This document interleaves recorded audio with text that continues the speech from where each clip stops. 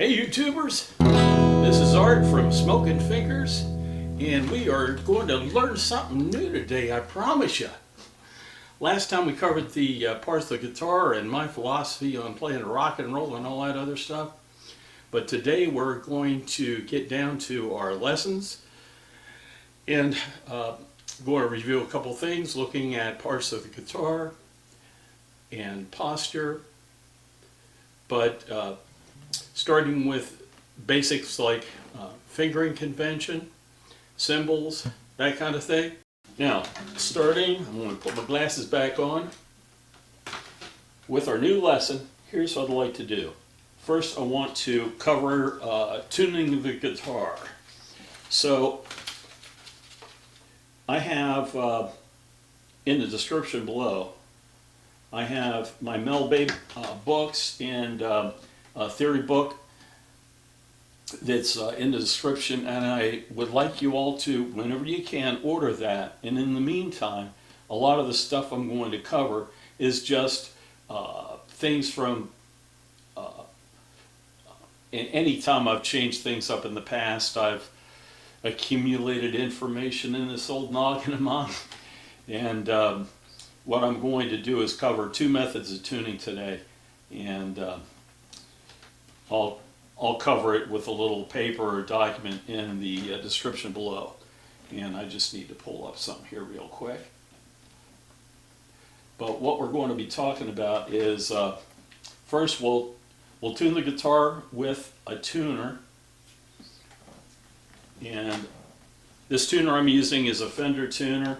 I normally don't even use a tuner, but it's important to at the beginning to make sure the guitar is in tune, because with that it will add to the memory of your experience, and your mind will be expecting to hear an in-tune instrument.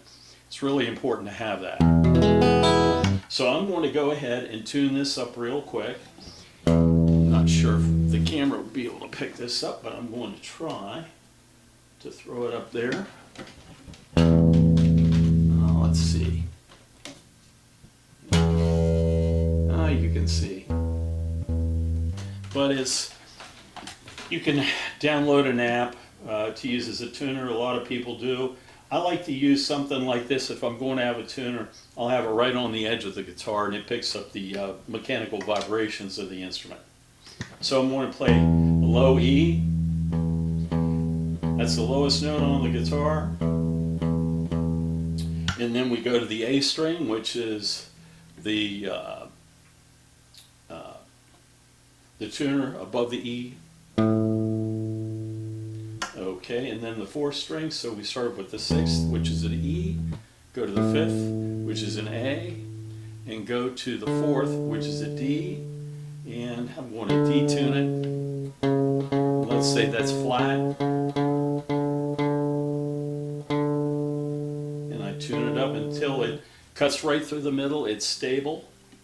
One thing I like to do when I tune is I like to pull right the moment I pluck the string, then I'll tune, and it allows the tuner just to hear the vibrations of the string without the string being, the vibration being broken up with the pick. So I'll show you what I do. This is the D, and that's right on the money. And then we go to the G string, which is the third, and we're going to the opposite side of the headstock for that. Then here's a B, and it's a little sharp, and then we look at the E. That's a wee little flat, not by much. So that's one method of tuning. With the Mel Bay book, you'll see another one. It's the 5th fret method. And what I encourage people to do is to use this as well, because it allows you to hear feedback as far as, do I have one string in tune with another string?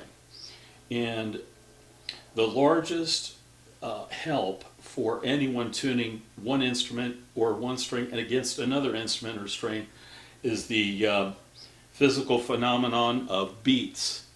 When we have two strings that are very close to each other, or instruments, but they're slightly out of tune. The two produce beat frequencies. And because it's a sum and difference phenomenon, and because most anybody can hear these beats occurring, you can tune until they slow down and then stop, and it's a very good way of tuning. So that's why I encourage you to do the 5th fret method. So I'm going to D2 my guitar, bring the D string up, the G string down, the B string down, and the first string, the E. And that doesn't sound too good, does it, folks? So I'm going to use the 5th fret method. The first thing is we'll establish that the 6th string is in tune. Okay. Now, the thing about this 5th fret method is it takes a little getting used to, because we want to allow the string we're using as a reference to continue to vibrate when we tune the next string. So here's the 6th string. Right now we're playing an A. It's a 5th fret.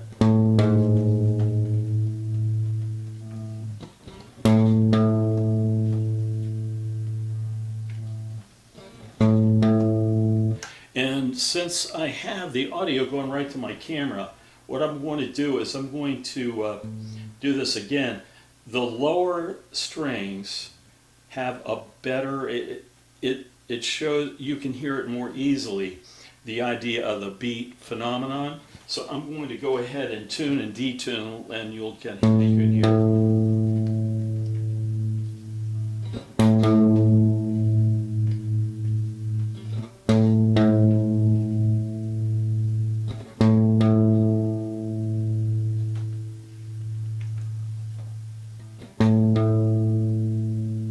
So now we're going to do the 5th string, play the 5th string, 5th fret, and use a pick stroke. It's called a power stroke when we pluck a string and then we just let gravity work for us with our pick, and the pick will drop onto the next string.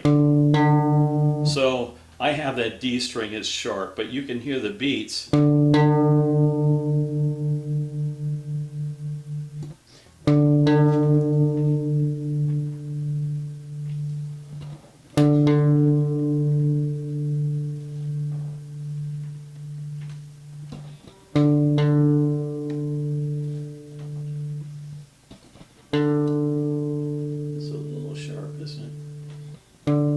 Okay, let's go to the, we're going to be using the 4th string now, 5th fret, and go to tune that G string, 3rd string.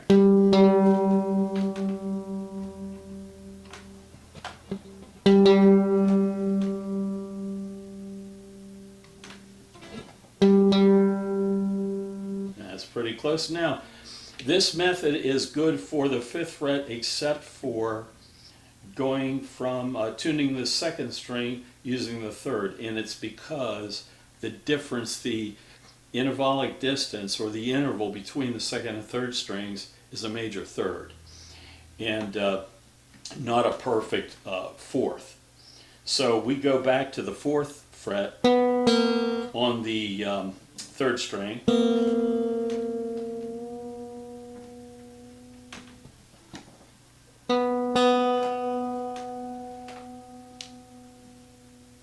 And that's pretty close there. Okay, and then we have one more string to tune up, and that's the 1st string. And what we can do now is go back to the 5th fret on the 2nd string and use that. And you can hear the beats. It sounds like maybe 2.5 to 3 times a second.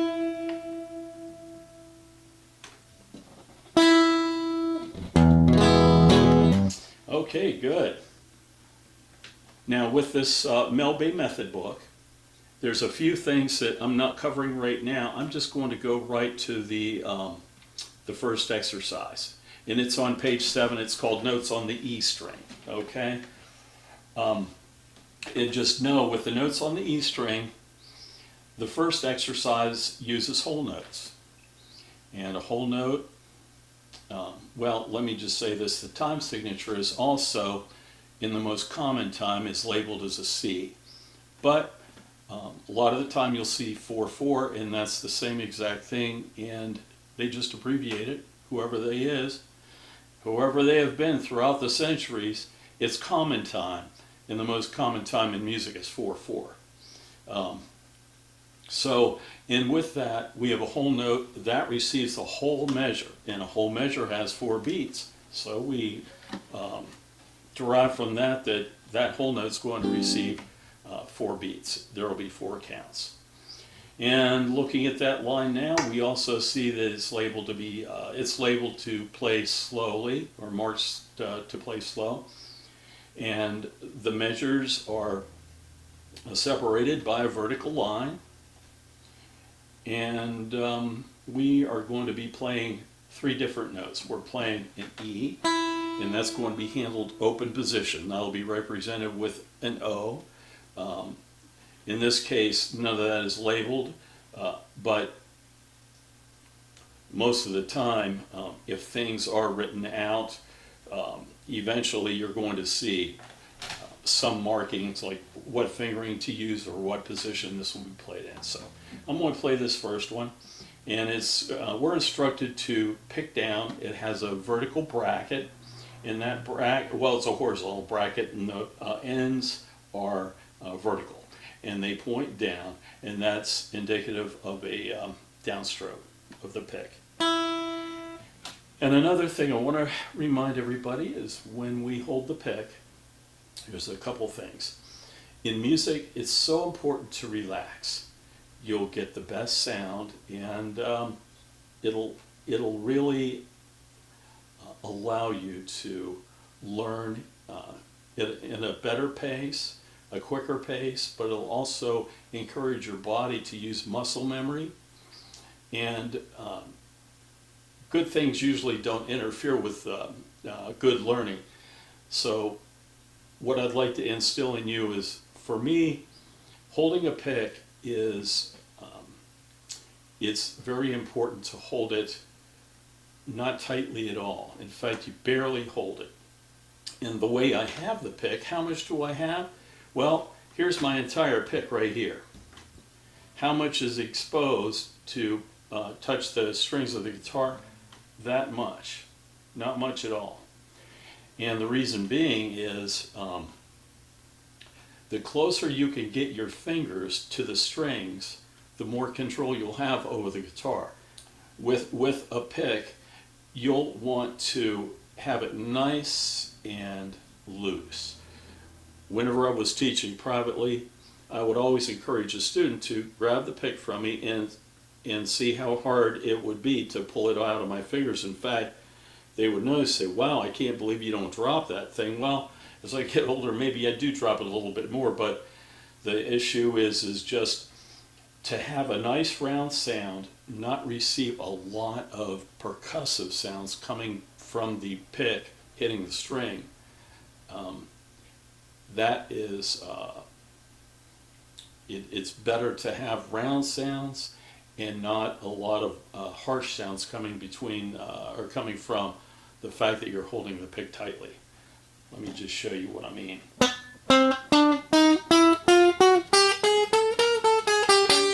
Versus a nice round sound. If you want to brighten your sound out, you want to move toward the bridge and use the lead pickup. So, okay, one other thing about the picking, a down bracket will mean we pick down. A V that the ends point up, that will be an upstroke of the pick. Upstroke, up, and downstroke bracket. Okay, let's go ahead and look at that first one. And so we're going to count. And I always encourage you, anytime you're playing something, to give yourself a measure of beats equivalent to what time signature you're playing in. And right here we have 4/4. So I'm going to go ahead and count 4, and then we'll play. 1, 2, 3, 4. 1, 2, 3, 4. 1, 2, 3, 4. 1, 2, 3, 4. 1, 2, 3, 4. 1, 2, 3, 4. 1, 2, 3, 4. 1, 2, 3, 4. 1, 2, 3, off. Okay, the next example is now we're using half notes, and 2 of those notes will receive 4 beats. So we'll count 1, 2 for each half note. That's the second line. And we also notice that at the end of the line we have a half note counted 1, 2, but then we have a rest, and it's counted 3, 4.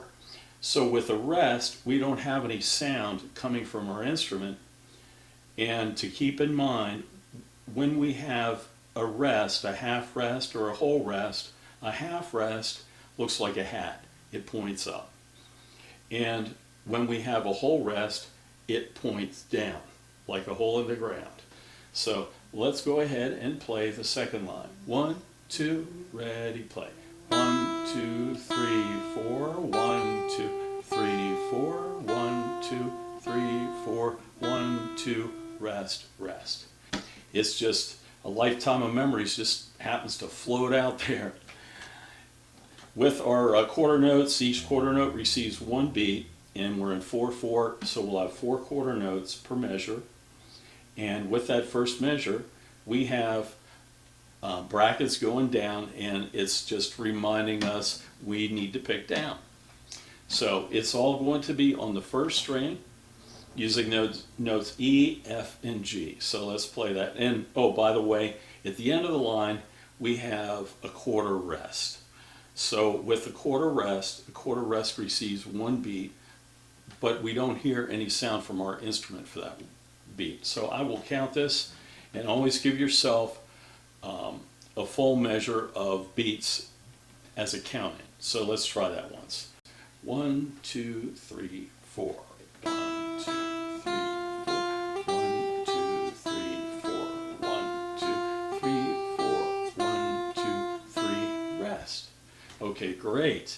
Okay, so now I'm going to go ahead and cover the 3 chords that we have in this Mel Bay Chord Book on page 6. The first one is going to be a C major chord. And we look at the chord diagram, it's important to see an X above the graphic representation of the nut. It's the dark horizontal bar going across at the top of the strings. That means or indicates that we won't be playing that 6th string. That'll be muted.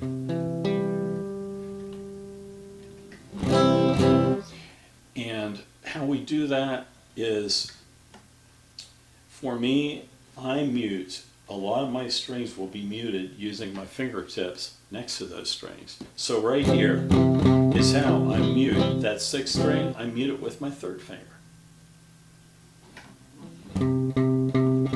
So when we play that C major chord, we have the 3rd finger on the 5th string, 3rd fret. 2nd finger on the 4th string, 2nd fret. 1st finger on the 2nd string, 1st fret. Now we see these little circles above the nut, and what that represents is, yeah, you're going to play those strings, but they're going to be open, meaning your fingers are not stopping those strings. So we have the 6th string muted, then we play a C, an E, the G string is open, another C, and we have the E string open, C major. The next chord is a chord where people will run away from like a jackrabbit, and that chord is an F. But I encourage you to know and love chords like F and G flat and E flat major 7 and all those chords, because the more familiar with your that your left hand is with the guitar fretboard, and your diligence and fingering, the way you practice these chords. An E flat major 7 will be just as easy as an E minor 7/11, and you'll be able to play this chord a lot more frequently than you would that one. So let's look at that F. first thing we notice is there are X's above the 6th and 5th string. And I bet you're saying, oh, of course there are. They're not to be played, right? Absolutely. So we don't play the 6th and 5th strings. But we start out by playing our 3rd finger on the 4th string, on the 3rd fret. That's going to be an F. And then we have our 2nd finger on the 3rd string, 2nd fret. That's an A. And then we have 1. Now, how does 1 play the 2nd and 1st string together? Well, if you notice, there is a horizontal line tying the two number 1s. That means that that horizontal line is going to represent your index finger. It's not always going to be your index finger. You can have a partial bar array using your 2nd finger, your pinky, your 3rd finger, whatever you want. But for right now, our 1st finger is barring the first 2 strings on the 1st fret. So we have an F, an A, and then a C and an F, and we play them together, and that's F major, F major. And just for grins, I'm going to take my 2nd finger, and I'm going to be lowering that 3rd string down to an A flat. That's an F minor. It's a sad chord. Here's F major. It's a happy chord. F minor. So our 1st finger is barring the first 3. The next one is a G. A lot of the times, my guitar is changing pitch up here. It's probably because it's so humid here. With the G chord, you'll see people playing a G chord using the 2nd finger on the 6th string, 1st finger on the 5th, and then our 3rd finger on the 1st. And I'm not too happy about that type of fingering. Here's why. First of all, the G chord is very much related to C. And you can see the fingering at the top of the Mel Bay book, page 6. And you say, okay, well, how do my fingers need to get to that G chord? The G chord in C major is the dominant chord. It's a very important chord. In fact, in a theory of harmony, the most important chord after the tonic or after the root chord, which is in this case C, is the dominant chord, G. That chord is the chord that is most likely in someone listening and or playing, they feel that G chord has to go back to 1. So you say, well, let's look at the fingering. So if we use the 2 and the 1 and the 3, what do we have to move to get back to C major? Well, our 3rd finger has to go back to the 5th string, 3rd fret. And now our 2nd finger has to go to the 4th string, 2nd fret, and our 1st finger has to jump up to the 2nd string, 1st fret. What if we use this traditional fingering that's in the Mel Bay book on the G, page 6, and now I want to move back to the C? Well, guess what? The 3rd finger goes right next to where it was on the E string. It goes to the C on the 5th fret, or I'm sorry, it goes to the C on the 5th string. The 2nd finger from G goes to the 4th string, right next to where it is. And the 1st finger goes down to where the general position of your hand is, playing the G chord. Your 1st finger is hovering about the 1st fret. So when we play that G to a C, very little motion has to occur, versus this. It's a big jump.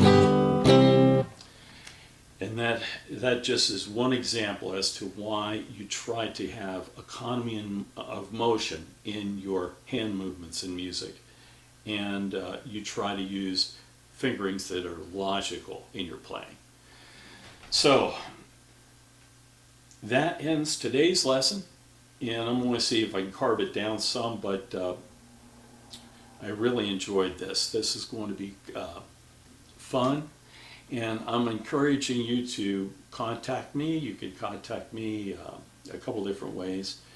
You can leave a comment below in the video, of course, or you can you can email me at smokinfingers2000, that's SMOKINFINGERS 2000 at gmail.com.